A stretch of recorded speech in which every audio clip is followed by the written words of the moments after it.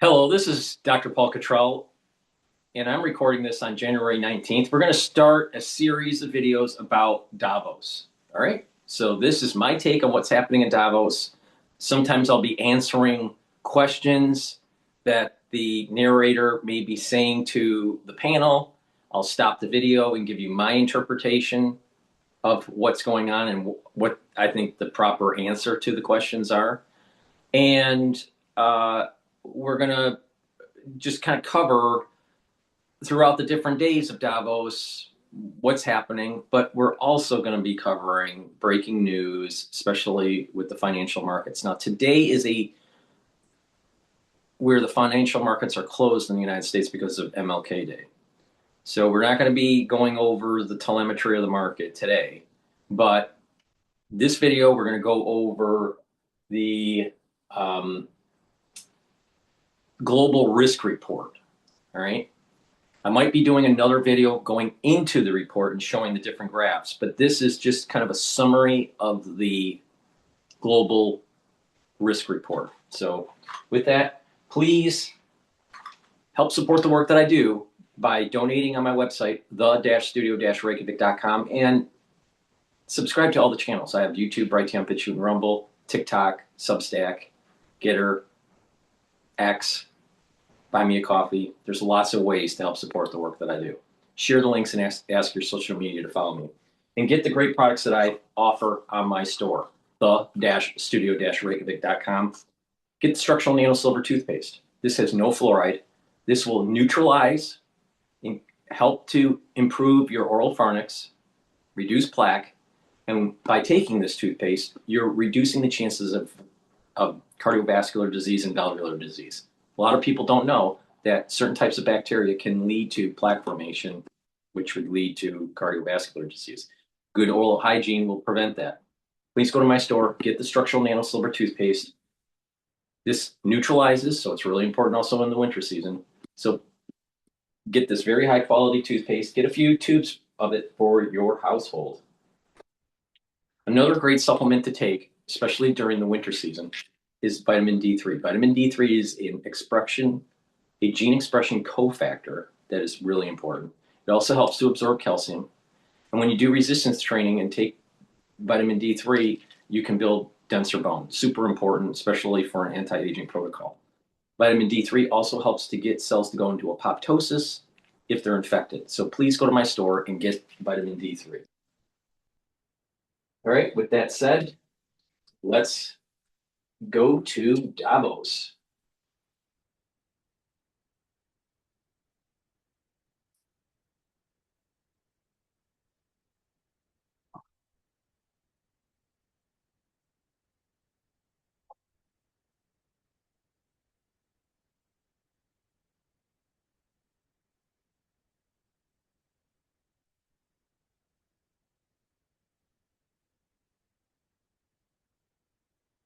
Good morning and welcome to the World Economic Forum's press conference for the launch of the Global Risk Report 2026.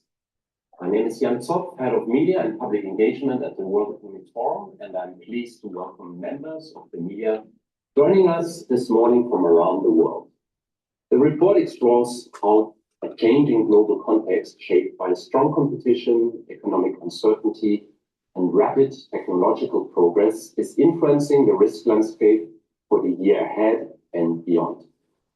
Drawing on insights from more than 1,300 leaders and experts worldwide, it offers a forward-looking assessment of where attention is most needed, while also pointing to the importance of cooperation and resilience. This year's findings highlight the growing interconnection of risks across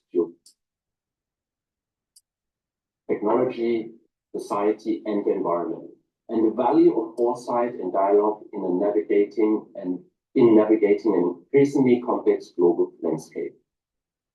To walk us through the key insights from the Global Risk Report 2026, I'm pleased to be joined by Sadia Saidi, Managing Director at the World Economic Forum.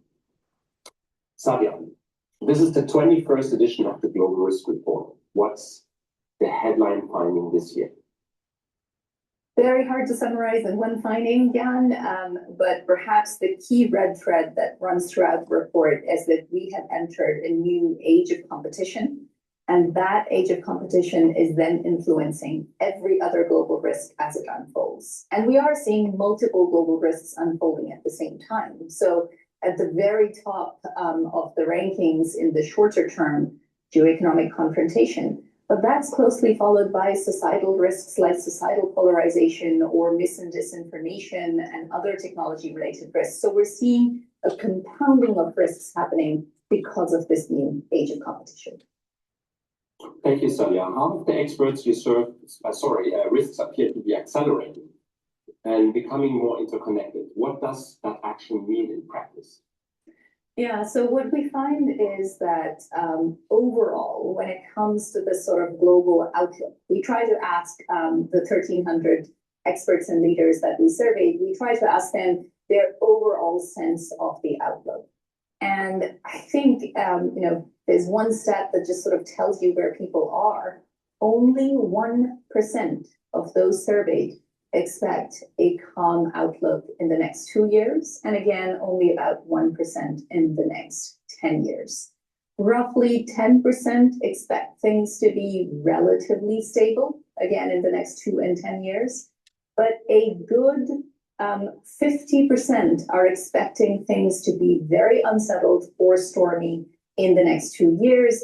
And that actually becomes a little bit lower in the 10-year outlook. And that is primarily because I think people are expecting that there's a lot of here and now risks. And over time, they do have faith in the capacity of leaders and institutions to adapt. So you said half of the experts you surveyed expect a turbulent or stormy world. So that's a 14-point jump from last year. What is driving this surge in concern? I think it's really those interconnections. So, for example, we find that inequality for the second year in a row is the most interconnected risk across all of the risks. So what that essentially means is that inequality is fed by the other global risks and in turn feeds the other global risks, creating this sort of vicious cycle. So there are interconnections. Let me take a concrete example. So economic risks have been rising in the rankings, in fact, are among those that have had the greatest jumps. If, for example, there were to be the risk of inflation were to actually materialize, that would have an impact on households, that would have an impact on the economic outlook, that would have an impact on, again, further fueling inequality. So there's a huge amount of interconnection between these risks. Most of these risks don't stop at the edge of a community, they don't stop within one company, and they don't stop across borders. These truly are global risks with potential global impact. Geoeconomic confrontation tops the risk ranking for the first time. Why not? I think we can see the evidence of this all around us, or the beginnings of a lot of concerns about what that means overall for the global economy. Tariffs, sanctions, investment screening, competition around critical minerals and resources. We're seeing all of that play out right now. And so quite understandably, both for 2026 and 2 years out up until 2028, leaders and experts have put this as the #1 risk. Economic risks have surged more than any other category. Downturn, inflation, asset. Okay, I want to go into a little bit of the deep dive from the report about the global risk landscape. So in terms of geoeconomic confrontation, 18%. So that's the highest in terms of risk on the global landscape. State-based armed conflict, 14%. So geoeconomic confrontation is higher than actually state-based armed conflict. Now, if you look at the news, what do we see? Iran conflict, Gaza and Israel conflict. You have Putin and Zelensky with the Ukrainian war. We have Venezuela now on the stage for conflict. the rumblings of the allied nations in the Pacific against China. Okay, so state-based armed conflict relative to geoeconomic confrontation. Geoeconomic confrontation is higher by 4%. Extreme weather events, 8%. Societal polarization, 7%. We're seeing that in the news all the time in the United States. There's some serious domestic issues going on. Misinformation and disinformation, 7%. So approximately misinformation and disinformation is at the same level as societal polarization, and I wouldn't be surprised if they're related. Economic downturn, 5%. So economic downturn is only 5%, but yet when you listen to all of the economists in April of 2025, they thought it was going to be economic Armageddon with the tariffs. But geoeconomic confrontation is 18%. So usually you have geoeconomic confrontation when you have an economic downturn. So it doesn't make any sense there. Erosion of human rights and or of civic freedoms, 4%. Adverse outcomes of AI technology, only 4%. You listen to the news and it seems like it would be a lot higher. So I'm not so sure if this data that they're collecting is really that accurate, because just from covering the news on a daily basis, I would rate this a little differently. Now, remember, they asked leaders, what their worries were. AI is not that high on the list. Some of the other things that are low on the list, talent and or labor shortages, non-weather related natural disasters, only 1%. Debt, 2%. Asset bubble burst, 2%. Wait a minute. We're talking about an AI bubble almost every day during trading. So something doesn't seem right with the data collection here. But, the thing is that they asked us, maybe it's sample bias, who knows? Okay, so global risks ranked by severity, short-term 2 years and long-term 10 years. Geoeconomic confrontation in the 2-year column, misinformation and societal polarization in the 2-year column, and extreme weather. That's the top 4. For 10 years, extreme weather, biodiversity loss, and ecosystem collapse, critical change to Earth systems, and misinformation and disinformation. That's their 10-year mark. Now, we've been told by President Xi he wants to take Taiwan by this decade. Well, that's in 4 years. So geoeconomic confrontation, that might be true for the 2-year mark, but it's in between the 2 and the 10-year mark. So the way this data was collected, it seems as though they were more focused on some of the more lofty climate change initiatives, Agenda 2030 type stuff. Well, in the 2-year mark, it's more focused on economic and societal confrontation.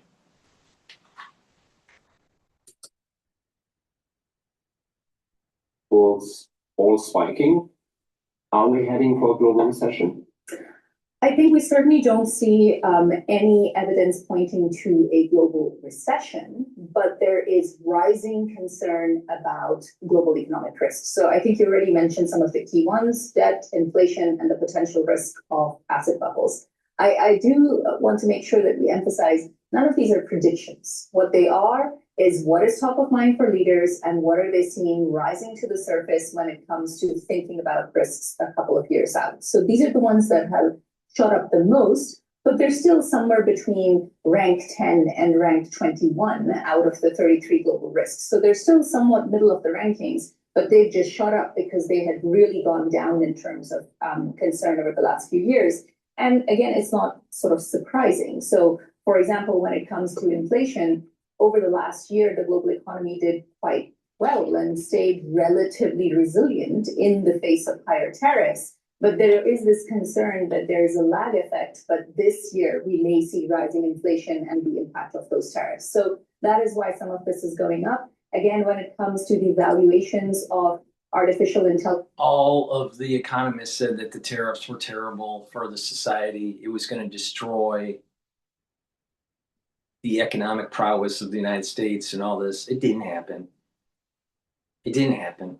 I suspect the real reason why inflation took hold was because the central bank was cutting rates. Now, my concern is that as the central bank is cutting rates and we have inflation above 2%, we're actually feeding inflation. And so it has nothing to do with the tariffs. It's actually a lot to do with the central bank. But they talk about only the tariff. Not what about what the central bank is doing? Everyone wants lower rates, but they don't realize that you can't get a free lunch.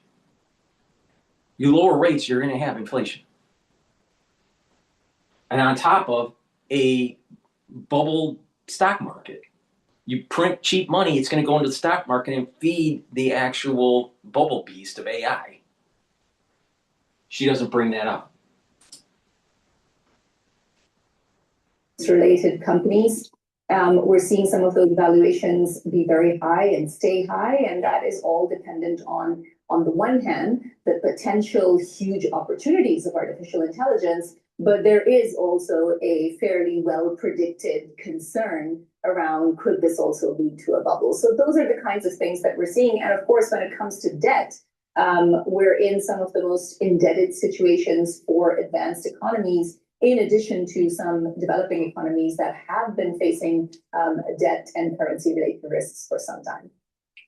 Okay, so what I'm going to do is I'm going to dive into the different stakeholders for the 2-year risk assessment. All right? Societal, civil societal, international, academia, government, and private sector. I'll list the top 3 for each category. Civil society views the highest risk, misinformation and disinformation. Second is the geoeconomic confrontation and extreme weather. That's civil society. International organizations, geoeconomic confrontation, misinformation, and social polarization.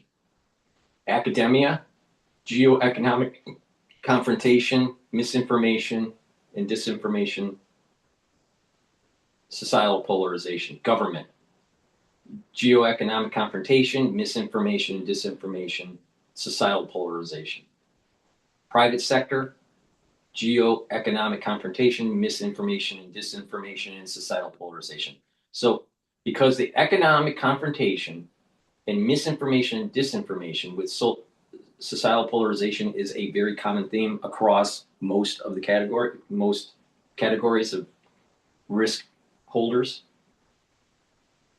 this Davos group most likely will be focusing on curtailing free speech in the hopes to reduce societal polarization.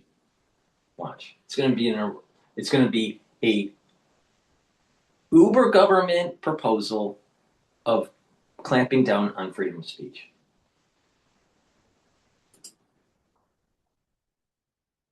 AI, in terms of potential bubble, AI anxiety has soared.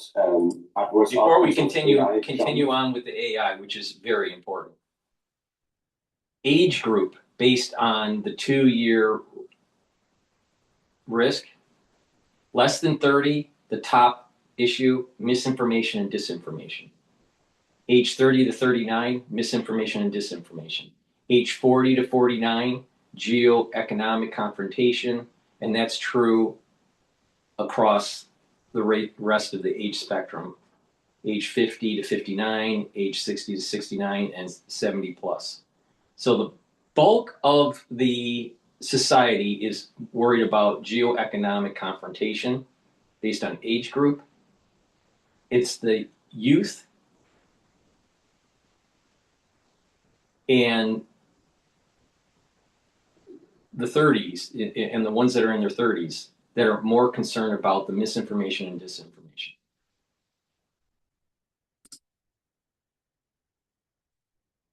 30th place in the short-term outlook to 5th place in the long-term outlook. What are experts most worried about?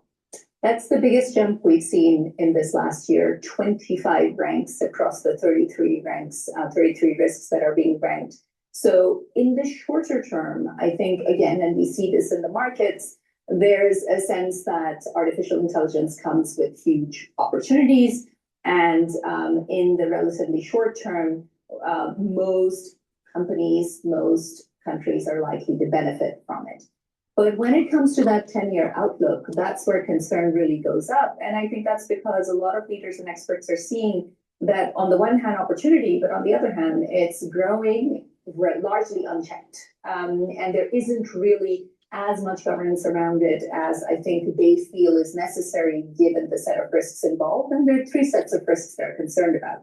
One, when it comes to jobs in the labor market, what is artificial intelligence likely to do there, and will people be able to keep up? The second is around society. So what does artificial intelligence mean, not just for mis and disinformation, but for mental health challenges? And then the third element is the use of artificial intelligence in warfare, especially in a world where, as we said, competition has really grown. All right. If I take the question, what societal worries are there about artificial intelligence? I would state it in this way. Artificial intelligence, to build the infrastructure, is going to use a massive amount of energy. So energy costs are going to go up. People's electricity is going to go up. On top of, if you subscribe to the idea that we are polluting the planet, then a lot of this AI generation is going to affect the environment. Now, there are some people that say that it's not affecting it, all right? But there is something about climate change that is happening. Now, is most of it man-made or not? We don't know. We don't know for sure. Now, the scientists, they say that scientists are conclusive with this. I don't think it's conclusive. But the point here is that we're going to be using more energy. A lot of that energy is going to be coal and natural gas. It's not going to be solar. It's not going to be nuclear. Okay. So energy costs are going to go up. So it's going to affect the actual home discretionary income. Now, AI being used as agents in the workforce to improve your productivity, you'll be able to do more in your workplace. Now, let's look back in the past at how this played out with computerization. Before computerization with CAD, with engineering, you had lots of engineers and draftsmen drawing stuff on paper.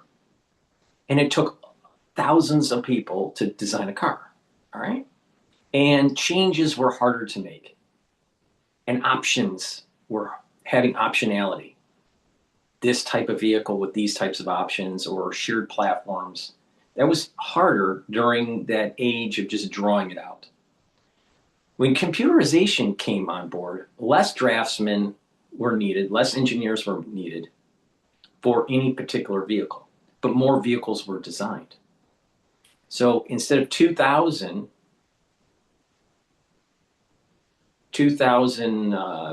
engineers and draftsmen needed for a vehicle, you could do it with 400.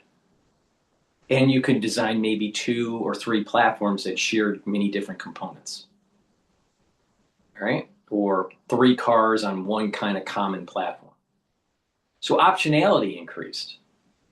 So, and because there was more vehicles available,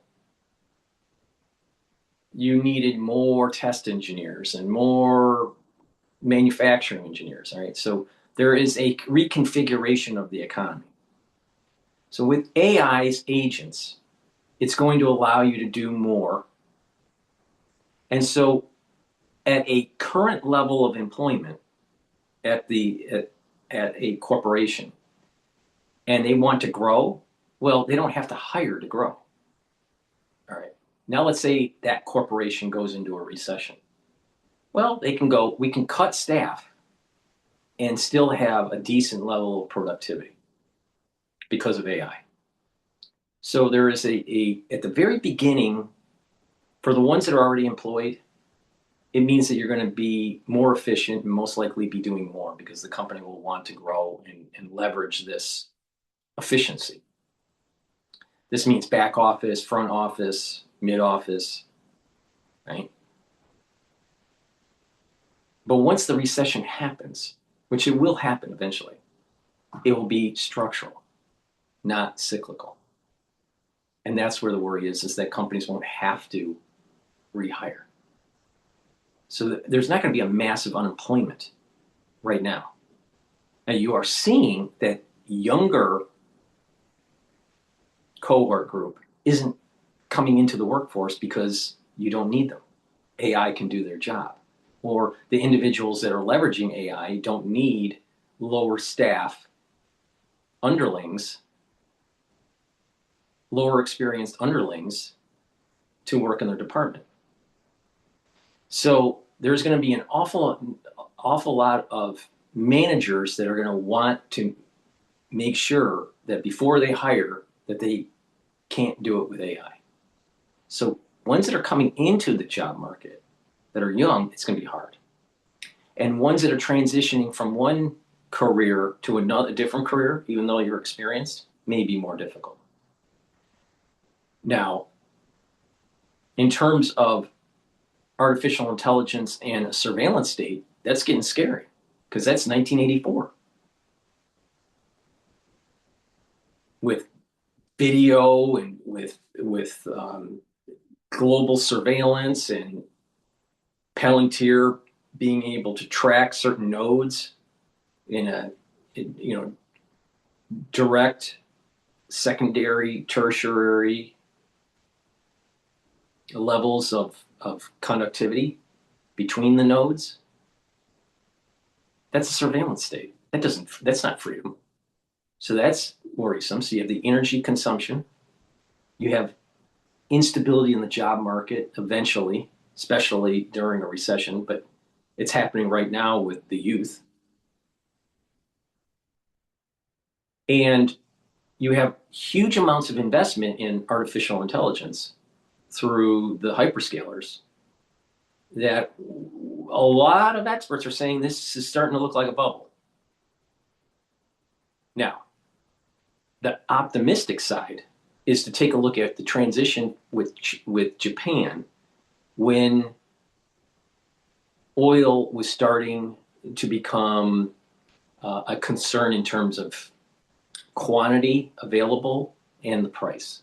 When prices were starting to go up and the worry of availability because of the conflicts that were happening in the Middle East in the 70s, Japan decided to revamp their economy.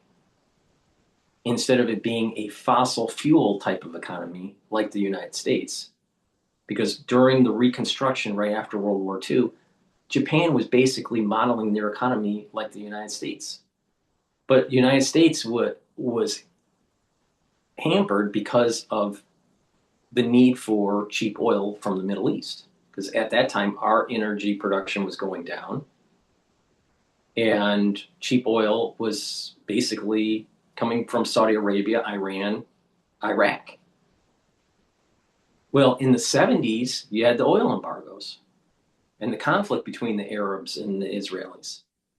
So Japan made the decision to actually move from a hydrocarbon society to a digital age society. And this is the reason why they became so good at semiconductors. This is the reason why they shrunk down their vehicle consumption, and they were able to take market share with the smaller vehicles that could be sold in the United States. There were many people that were buying Japanese products that were high quality, especially in automotive, and not buying the big gas guzzlers by GM, Ford, and Chrysler. So they were gaining market share. The Japanese were gaining market share in automotive, but they were also transporting forming their economy into a digital economy. We may be seeing in the United States something similar, where we're less reliant on hydrocarbons and we're moving more and more to the digital age. And we can sort of see this with e-commerce, internet businesses, remote learning, remote working. You can see the sparkles of this digital age, right? A big problem with it is the surveillance. Another part of it is disinformation and misinformation. But also, we may be seeing through the AI revolution something similar where Japan moved from the hydrocarbon economy to a digital economy.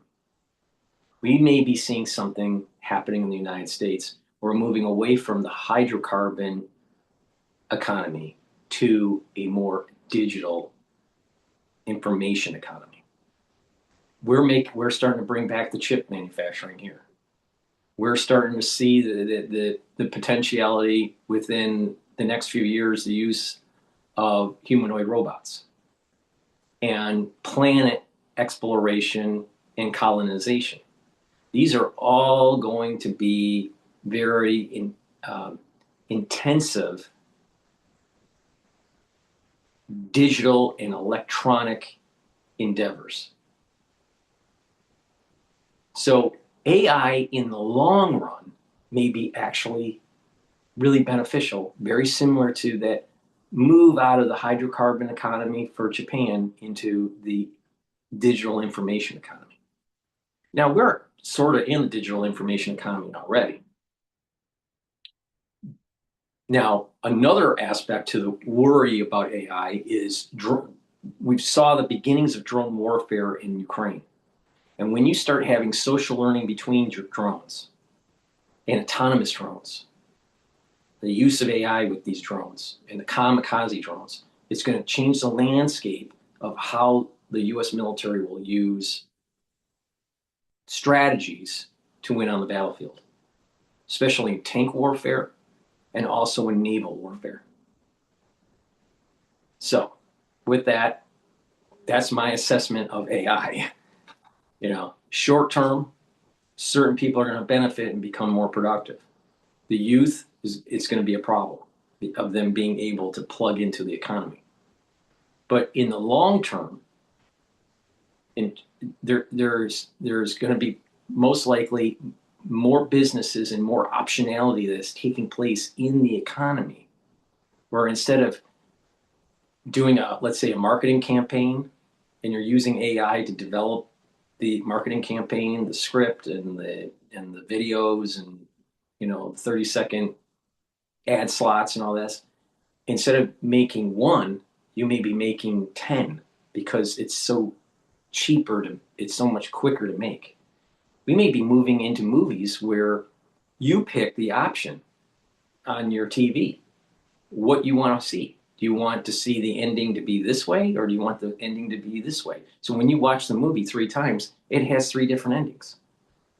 That's what artificial intelligence will be able to do at scale.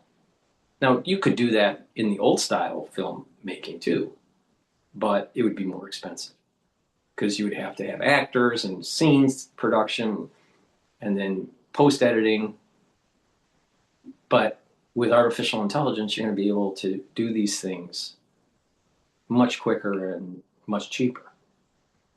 Now, in terms of medicine, artificial intelligence is going to potentially diagnose better, reduce drug interactions, adverse drug interactions, and healthcare probably will be better.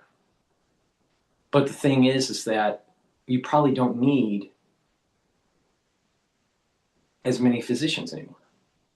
You could probably leverage RNs, registered nurses, and PAs, physician assistants, more often in the clinic than actually a physician, an MD. So I think artificial intelligence is going to change the landscape in healthcare.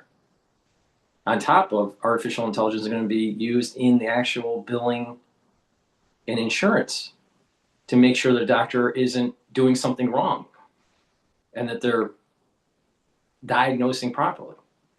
So there's going to be lots of benefits from AI. But it's going to have a transition here. And I think people are scared of it. So we keep on hearing, well, maybe the benefits will be in the future, maybe the benefits will be now, and in the future, the decoupling between labor and capital, and it's a dystopia. I'm thinking that it's actually kind of the reverse. I think we're seeing the effects of problems with labor now, especially with the youth. But the overall economy in 10, 20 years out will be more vibrant with the use of artificial intelligence. But I'm very concerned that when the economy does go into recession, that we're going to see structural unemployment, not cyclical unemployment. And it's going to take a little while to get back into the groove because more companies are leveraging AI agents and not hiring employees.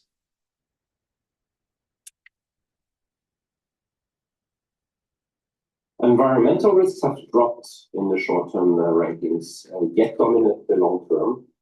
Why is that?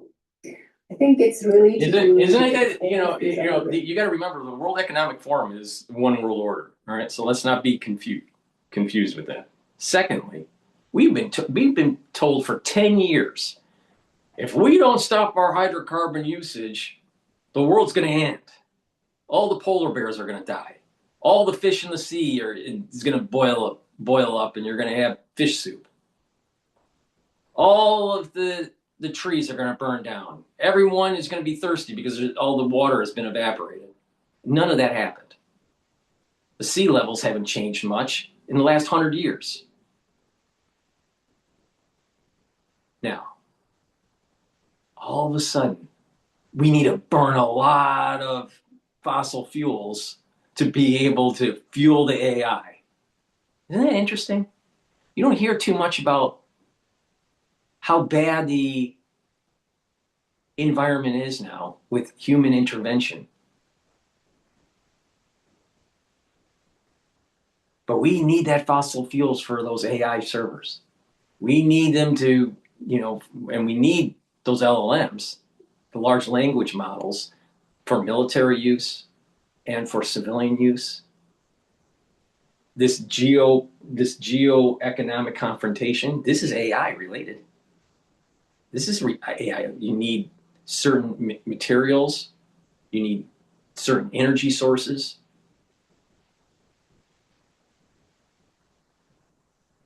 So how bad was it? How bad was the human cause of climate change? Was it really that bad? Didn't seem so, because guess what? Lots of globalists don't mind burning natural gas and fossil fuels to waste energy for AI. They don't seem to mind too much about the usage of fossil fuels and energy to mine Bitcoin. What it seems to me is that they wanted to reserve some energy so they can do these endeavors with less effect on higher home cost, utility costs. All right.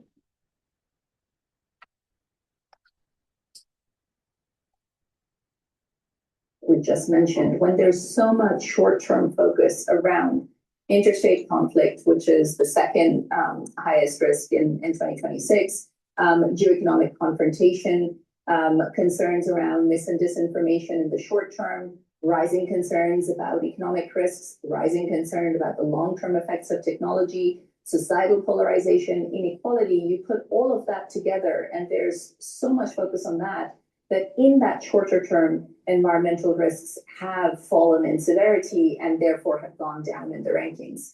But 10 years out, as you said, it is still extreme weather that's a concern, loss of biodiversity, the change to critical Earth systems. These are really the things that people are concerned about 10 years out, and rightly so, because these are existential risks.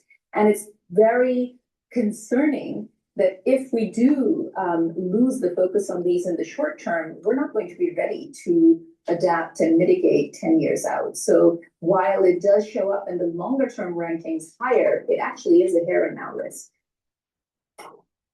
So what solution should we look towards? Is cooperation possible in such a landscape? Yeah, so this is where I think the biggest underlying concern comes through. The collective capacity of leaders to be able to address these risks in this age of competition, where there is a decline or a stepping away from some of the more traditional multilateral system, I think that's really the key issue, because these risks don't really know any borders. These are global risks. And the big concern is, will we have the coordination and cooperation capacity that is going to be required by governments if any of these risks start to materialize in the short term? So, for example, if there were to be an economic crisis unfolding of whatever kind among the ones that are being identified here, would we have the kind of coordination capacity that existed around the global financial crisis? That's really the concern that leaders and experts are pointing to here, that will we actually be able to cooperate in the way that's required? And that cooperation is necessary for any one of these risks, whether it's health or pandemic-related risks, as we saw some years ago, whether it's economic risks, technology would require global governance. So all of that would require the kind of cooperation that we just don't see right now the impetus for. And perhaps let me add one other piece here. So we do ask leaders how they think the global order would look in the next few years. And most of them expect that we will now have a multipolar order emerging. And under 6% expect that we would return to a sort of the unipolar multilateral order that we've seen in the past. And again, that means a whole new set of alliances and approaches to cooperation, and something new would need to come together to build our collective muscle to still be able to cooperate. Thank you very much. Now the thing is that that's actually a good thing, because from a United States point of view, it has seemed as though a world order was antithetical to American ideals. Now, the United States did benefit somewhat to a unipolar world. All right, so it's a unipolar multilateral, is how she phrased it. Unipolar multilateral. All right. But now it's going to be multipolar. But by having it multipolar, one, it kind of fractures up that the strength of the UN and some of these uber government agencies, all right, which I personally think are too powerful and they need to be broken up. But on the negative side of this, you can see that this is starting to move towards some sort of major conflict between the two big hegemonic powers, the United States and China. And this is what I've been saying since 2020. The war, the big enchilada, the big event is in the Pacific between the United States and China on Taiwan and the first island chains. Now, will the United States win or lose? I don't know. We may win, and it's going to be so economically destructive for us that it's the actual inflection point of our declining empire, just like what happened with England. I personally think that England's inflection point was World War I. So, let's continue. We will now have some time for questions from the media. So I would ask the media to relate the questions to the global risk report and keep them concise so we can take as many as possible. So if I'm not mistaken, we have a live question from the German TV ZDF, from Florian Neuhan. Is Florian with us? Yes, hello, nice to see you. Hello, nice to see you. What is your question? Thank you very much for taking my question. Florian Neuhan, German TV. My question would be, when you look at businesses, companies throughout the Western world, do you feel they're prepared for the rising risks, especially of geoeconomic confrontation? And what could they do in order to prepare for these risks? Thank you very much. From the United States point of view, we have to increase our manufacturing, maintain our military prowess, and make sure that we have a workforce that is able to have a sustained war effort. The problem that we had for the last 35 years, because of globalization, especially during NAFTA, was a hemorrhaging of our manufacturing, especially in tool and die. We lost major prowess in shipbuilding, major prowess in chip manufacturing and semiconductors, and it's time to bring it back. And the way to be able to harden yourself against the geo-economic conflicts is to make sure that you have a strong economic cluster and that you can secure through military means the energy and the materials that you need to maintain that economic cluster.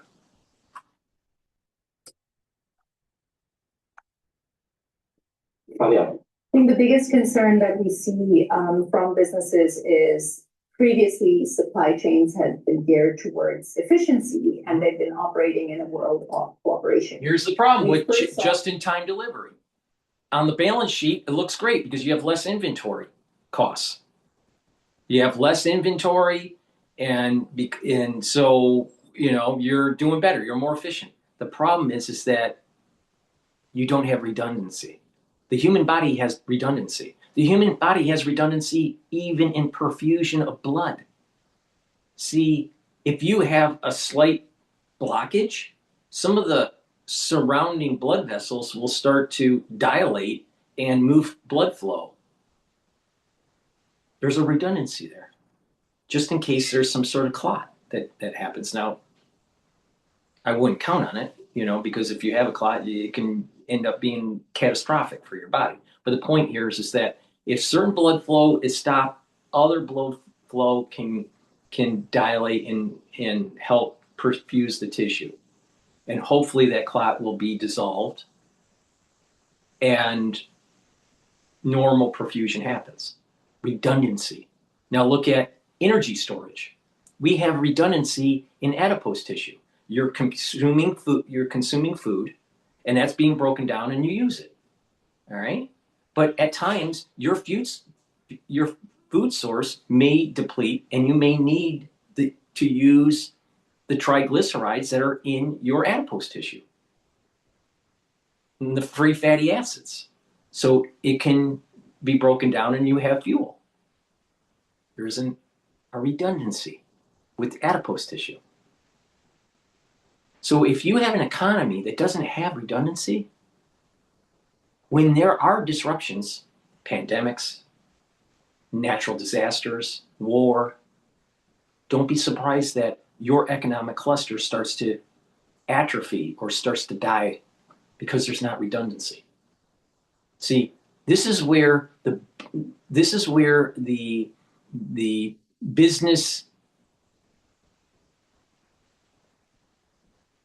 leaders and the ones that got their MBAs and they thought that maximization of the balance sheet and the P&L was the most important thing. And they didn't realize that you have to have redundancy.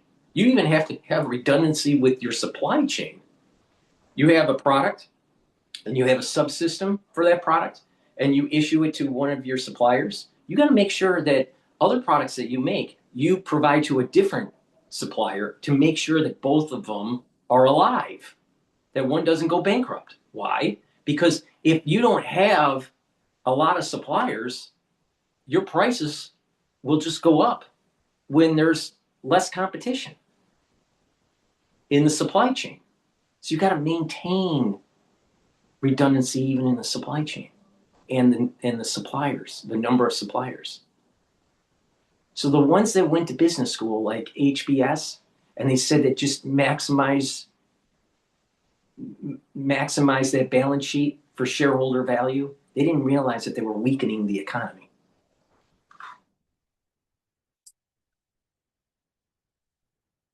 Disruptions to those supply chains in the last few years during the pandemic. And then since then, because of both interstate conflict and now the new sort of geoeconomic confrontation that exists. And so supply chains are now having to be oriented towards security. They're having to be oriented towards... And so here's the problem with the World Economic Forum and this whole idea of the world will be all interconnected and that we're going to have these regions that will specialize in one thing and have another region specialize in something else. The reality of the situation is they were dealing with human beings, and human beings get fearful. Human beings have security issues. Human beings start to worry about their economic well-being. And so when you create these large supply networks across the world, they didn't realize that it may actually harm the security viability of a certain country. The United States shipping out our tool and die, shipping out our manufacturing of high-tech semiconductors wasn't really a good idea from a security standpoint. It was a great idea for shareholder value.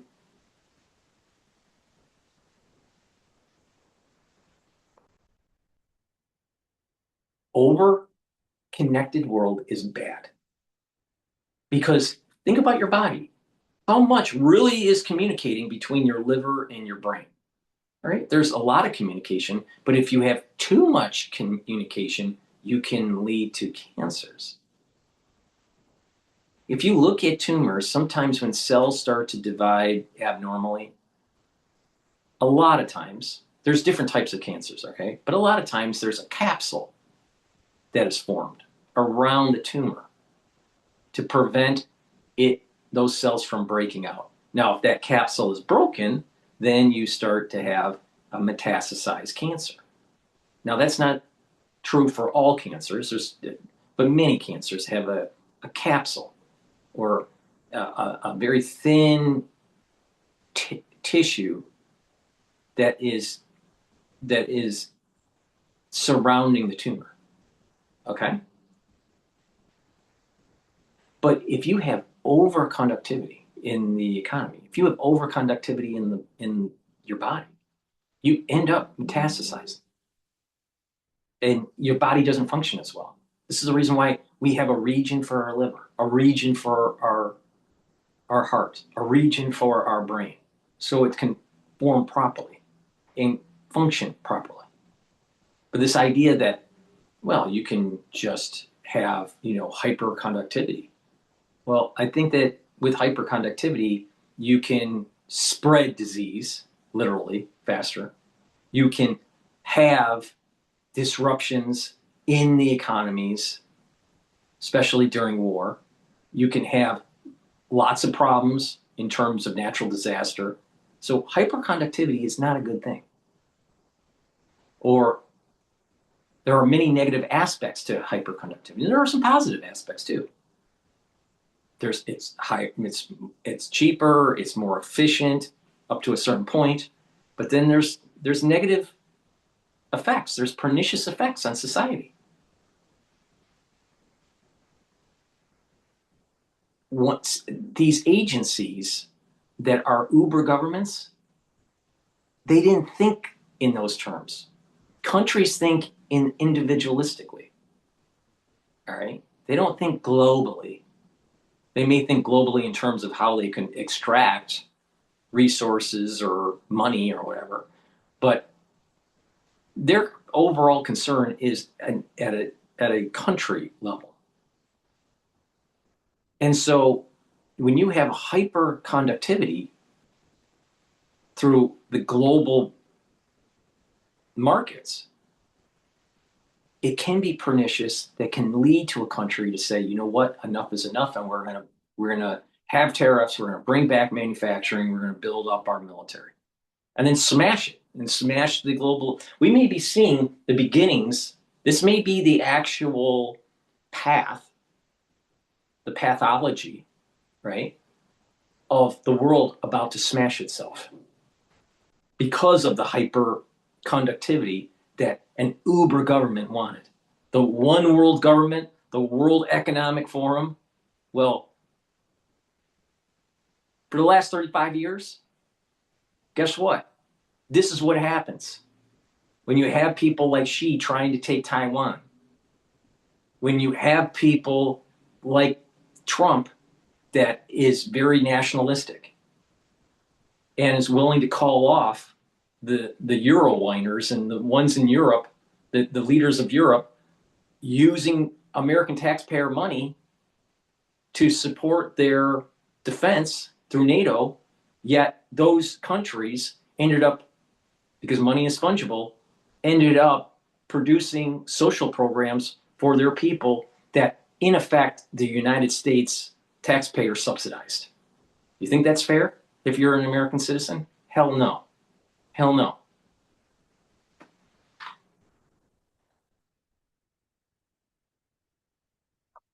On who can you trust and who can you not trust? Where do you actually put in place investments in a world in which it's very unclear where alliances will go? So I think in a nutshell, companies are having to adapt. Are they prepared today? I think they're on the way towards preparation and are trying to learn also from each other.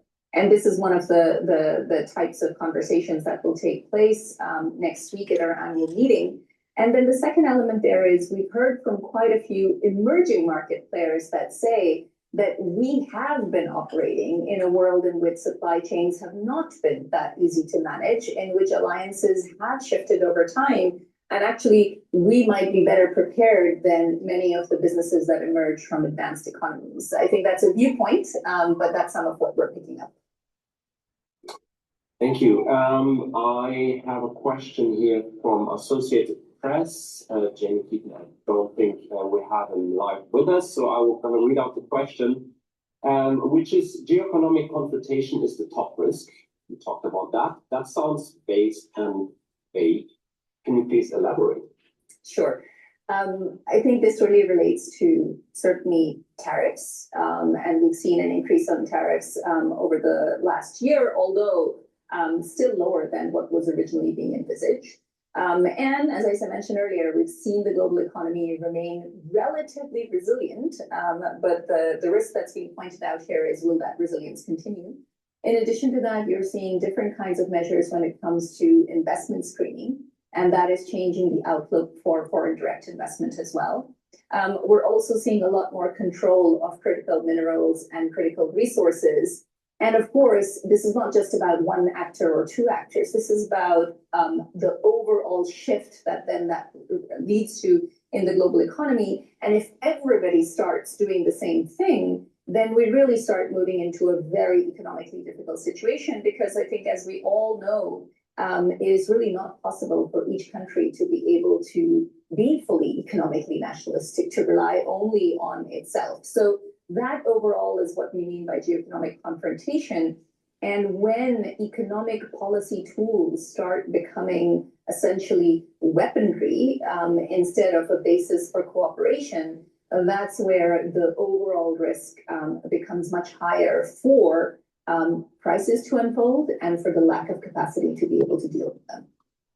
And of course, all of this impacts people day to day, right? So if the price of very basic goods start changing for people, prices are going up, they're having to deal with a much higher cost of living, and at the same time, wages are not necessarily increasing to the same amount. So that's where we really see that this is triggering then greater concerns about societal polarization, about inequality. So yes, it's geoeconomic confrontation, but it has huge repercussions for day to day.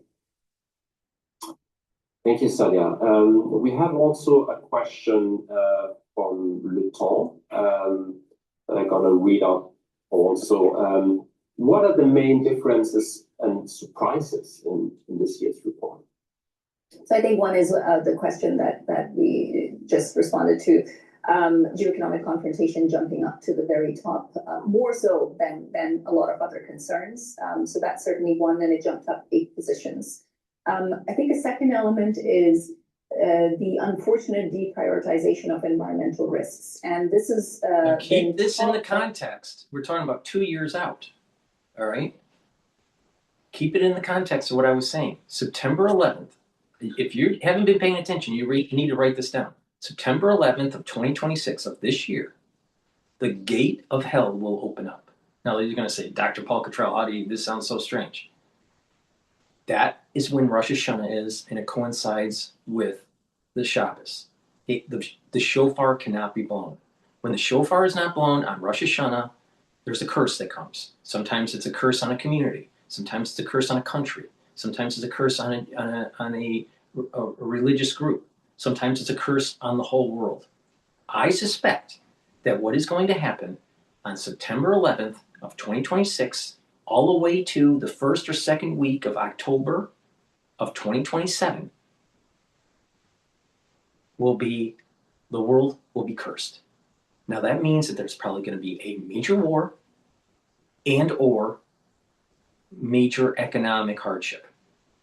Now, we're already talking about a bubble maybe bursting, but a lot of times these bubbles can ride another 2 years. Now you ride that out. So right now, we may be okay economically in 2026. And then all of a sudden, we get into 2027 and the bubble bursts. Or there's a flare-up with Taiwan. And when the flare-up in Taiwan happens, there's a high probability of tactical nukes between the United States and China. So something bad is coming. Something bad is coming. And it's being seen tangentially through the sampling of leaders around the world about this geoeconomic conflict.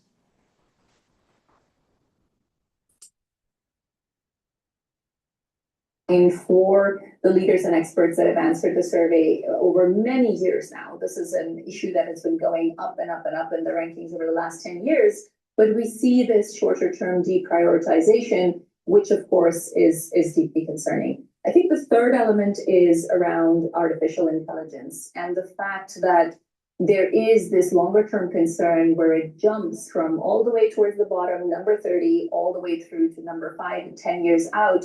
And then finally, economic risks. I think those are the ones where, yes, they're still middle of the rankings, but those are pretty big jumps that have happened in most of those. So people are watching out for the risk of inflation, for the risk of debt, and for the broader concerns around a potential bubble. Thank you. We gonna go to the banker. If I'm not mistaken, we have Gabriel Witham with us for a live question. Hi there, good morning. Gabriel, I'm the banker. How much does the decline in multilateralism and collaboration make it harder to deal with the risks this report warns of? Well, it makes it harder when there's not collaboration. Thank you, Gabriel. Thanks for that question. I think this is definitely a key concern across the report. So on the one hand, this age of competition has emerged as that multilateral system has started declining or becoming more ineffective. But at the same time, that is then fueling a further fracturing of that multilateral system. And would we then have the capacity that leaders would need to be able to deal with crisis? And I gave the example earlier around economic risks. Would we have the coordination capacity needed to deal with if there were to be a major debt crisis, if there were to be an asset bubble that was bursting? How would leaders be prepared to deal with it? But I think that applies equally so to climate. Are we likely to see the same? It's the central banks that are coordinating. Do you think that the ECB, the BOE, the BOJ, the Fed, they're not coordinating? Of course they are, independent of what's going on at the World Economic Forum. There could be a coordination, and usually when there's a crisis, then there's kind of like a self-assembling of agencies or a self-assembling of groups that will help to coordinate crisis. I'm not too worried about that part of it for economic crisis. Now, in terms of military crisis, because of this multipolar fracturing, coordination may be worse off.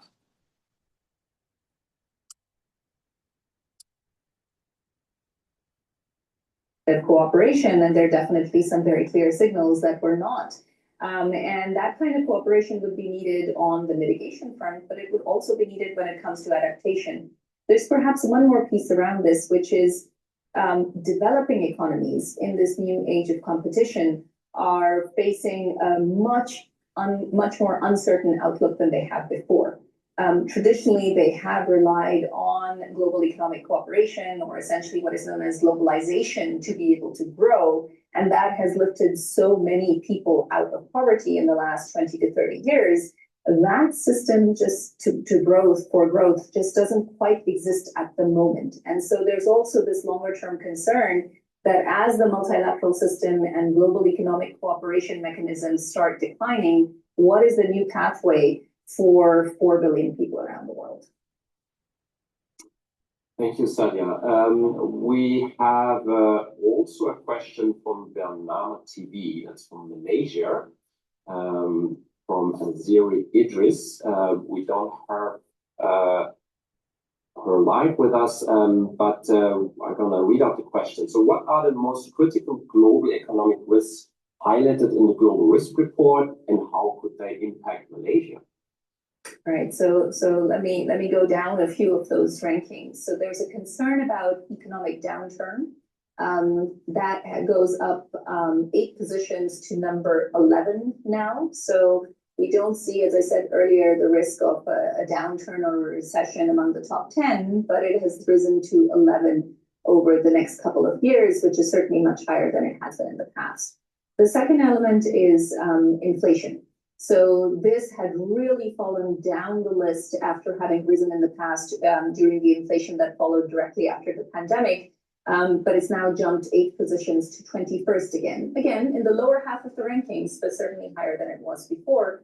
And then finally, the concerns about a potential asset bubble have gone up 7 positions to the 18th position, again in the middle of the rankings, but it has gone up in the past in this past year.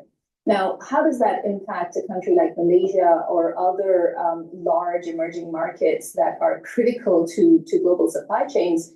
Any economies that is dependent on trade for even a part of its growth is going to be affected by tariffs and by the concerns around geoeconomic confrontation. And then in addition to that, I think if any of these concerns about inflation or asset bubbles or an economic downturn were to start materializing, that will have a huge impact on demand, both locally and on demand for goods and services that come from large emerging markets like Malaysia. So I think as a key and significant player in East Asia and in much of the world, I think that's where the issue really lies. But that's not to say that it isn't possible for large countries to have agency. And I think we're also starting to see on the flip side of this, that this more unsettled picture is leading to new alliances, new regional trade agreements, new unilateral or bilateral trade agreements. So there is also a shift towards the more positive in this current outlook.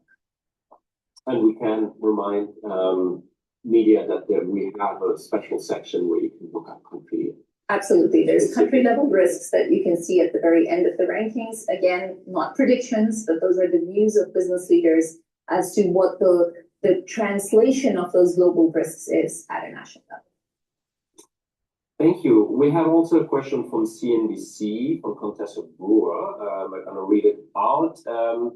We talked about it, but maybe you can go a little bit deeper. In what way have the risk around geoeconomic confrontation evolved to drive this to the top position of concerns?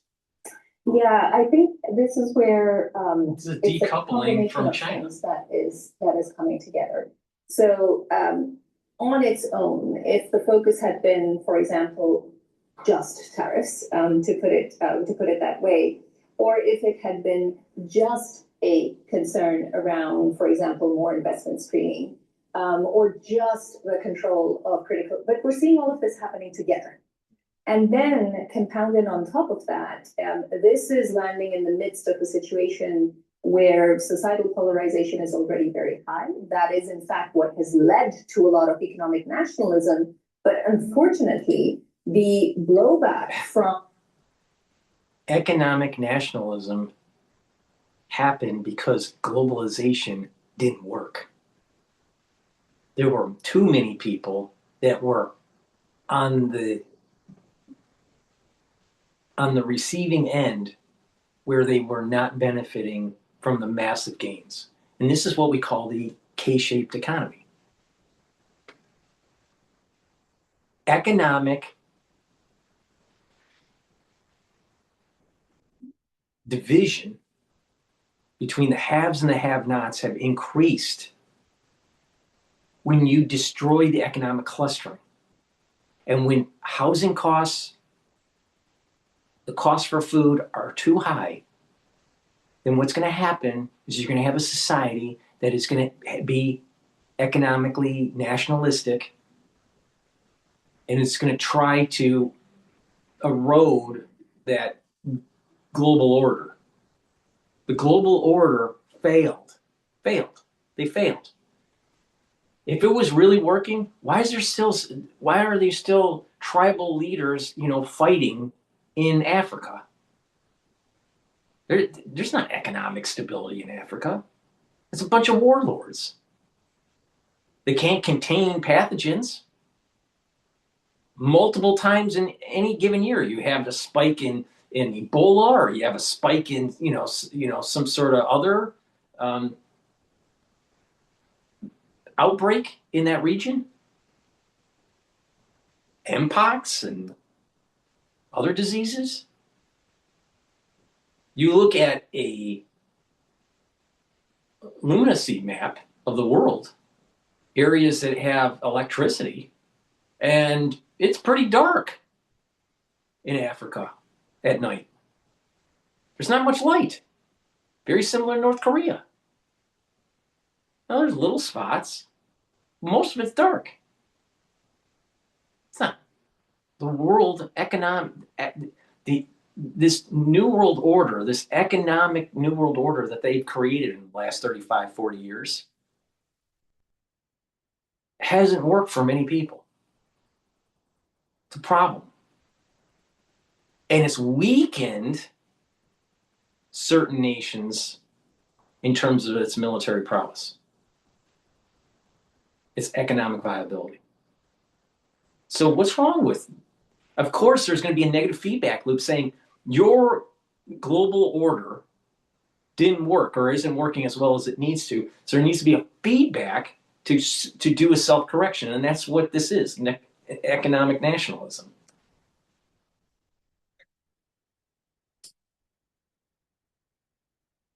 Of these types of policies is likely to be higher prices, higher affordability issues, higher cost of living, and that is likely to again fuel further that societal polarization and the concerns around inequality. So I think that is why we're seeing it rising to the top. It's not just because the immediate short-term material impact to businesses, but also what that means for societies more broadly. Thank you, Sadia, and thank you for all the questions from the media. We're going to be next week in Davos, a meeting that will have a very strong participation. So it will be really interesting to follow that. Sadia, if you could get one message across to the leaders gathering in Davos next week, what would it be? I think the key one is really that these are really not predictions. The future is not fixed. This is all fully within the control and choices that leaders make. Yes, the climate change is a key underlying structural factor, but there is certainly still time to act. When it comes to some of these economic risks, yes, they're rising up in the rankings, but none of them have They're so worried about global warming. They're so worried about climate change, but there's such a desire by these nations to spend so much energy on LLMs and servers, cloud computing, in AI development and Bitcoin mining, is it really a big deal? Last I looked, the water, it's not rising around the coastlines. It's not. Look at the data for the last 100, 150 years. It's not rising. What's going on here?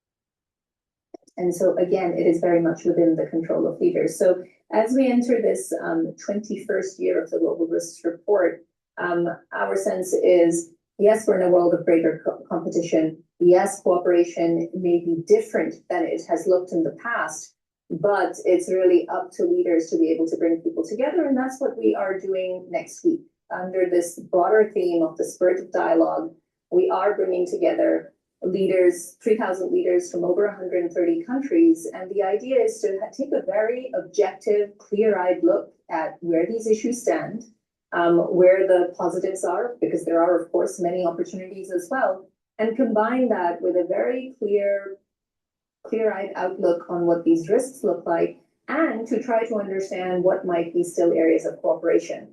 And some of that cooperation will not only be between states, it will also be between the private sector working together, or the public sector and the private sector coming together. And the forum has always tried to be a platform for coalitions of the willing to come together. And I think that's what we'll see next week. Thank you, Sadia. And you will be able to follow us in Davos next week live on our website and the different All right, channels. so this was a few days ago of a recording about the global risks. I'm going to do another video. This is probably going to be multiple videos throughout the day, because I'm going to try to cover as much as I can of Davos without passing out, because there's going to be a lot of information that has happened. But okay, with that, please go to my store, the-studio-reykjavik.com. Help support the work that I do by getting the great products that I offer. I'm giving you a unique perspective, I think. We're going to also take a look at how Davos is evolving throughout the week and how the markets are. Now, energy markets are going to probably be moving. Equity markets are probably going to be moving because of the Greenland issue, Taiwan issue, Iran issue. Oil is going to be moving. Natural gas is going to be moving. The tariff issue, equities and bonds will be moving. So I'm going to try to be covering that in conjunction with what's going on in Davos. It's not going to be easy, but I'm going to try my best. So please go to my store, help support the work that I do, and get the great products that I offer, such as the probiotics. You can get it in veggie cap form and in powdered form. Probiotics are really important to improve your gut biome, improve your mucosal layer, allow for you to absorb your nutrients, your metabolism will improve, your organ systems will improve, like your liver and your brain. You'll be able to sleep better. You'll get rid of that brain fog. You'll be able to consolidate memory, detoxify your central nervous system. Because if you're into 3 to 5 cycles of REM sleep, you're detoxifying your central nervous system and consolidating memory. In addition, taking a probiotic is going to improve your immune system at the gut level and bring down inflammation. So taking a good probiotic is really important for overall health, and it'll help with your skin. So please go to my store and get the very high quality probiotics. Make sure you use discount 5 and you get $5 off. Thank you for listening. I'm going to start the broadcast for the next video on Davos. Thank you for listening and have a nice day.